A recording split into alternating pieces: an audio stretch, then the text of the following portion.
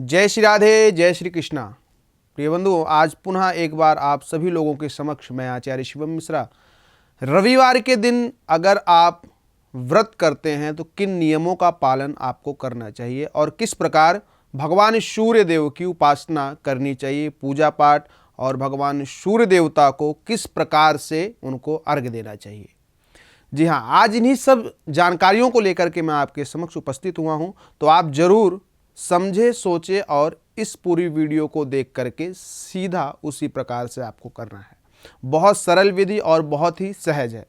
सर्वप्रथम जब आप प्रातः नियमित रूप से ये समझिए कि आप सूर्य उदय से पहले जब अपना आप बिस्तर त्यागते हैं तो उसी प्रकार से आप अपने नित्य क्रियाओं में लग जाते हैं। स्नान करने के उपरांत में आप, अगर आपके पास धोती का पट है तो उसको पहन सकते हैं, अंग वस्त्र पहन सकते हैं। भगवान सूर्य देवता की उपासना करने के लिए आप अपने घर के मंदिर में बैठ जाएं। भगवान सूर्य देवताओं की मुद्रा के साथ भगवान सूर्य देवता की पूजा करें। रक्त पुष्प के साथ पूजन करने के उपरांत में सूर्य देवता को जब हम सभी लोग अर्घ्य प्रदान करते हैं तो एक अर्घ्य पात्र होता है, पंचपात्र के साथ आता है, वो अर्घ्य होता है।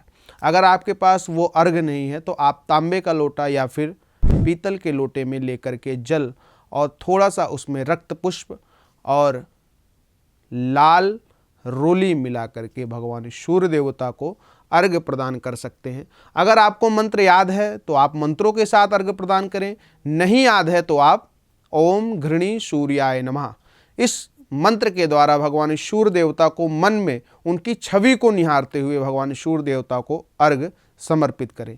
ध्यान रखें, जो अर्घ्य हम भूमि पे गिराते हैं वह हमारे पैरों पर ना पड़े, इसका विशेष तौर पे ध्यान रखें। और जब हम रविवार का व्रत करते हैं तो भगवान सूर्य देवता के इन अर्घ्य के उपरांत में आप उस दिन अन्न बिल्कुल ग्रहण ना करें। अगर आपको अन्न ग्रहण करना है तो आप दूसरे दिन करें। हाँ, बहुत लोग कहते हैं कि सूर्य अस्त के बाद हम व्रत खोल सकते हैं। बिल्कुल खोलने का विधान है, लेकिन आप फल या फिर हल्के भोजन के साथ, जैसे दलिया है, इनके साथ आप व्रत को खोल सकते हैं, वो भी सूर्य अस्त के बाद। भगवान सूर्य, देखिए, व्रत का मतलब होता है उपवास। उपवास होता है कि भगवान की भक्ति में पूरा दिन एक एक क्षण निमिष कहा जाए, तो उसको आपको अपने मन को भगवान सूर्य देवता के चरणों में समर्पित करना चाहिए। और भगवान सूर्य देवता की जो प्रार्थना करते हैं, जो उपासना करते हैं, जो पूजा पाठ करते हैं, उनको ऊर्जा प्राप्ति होती है, बुद्धि की प्राप्ति होती है और तीव्रता की प्राप्ति भी होती है। जहाँ कहा जाए तो मान सम्मान ख्याति भी उनको प्राप्त होती है।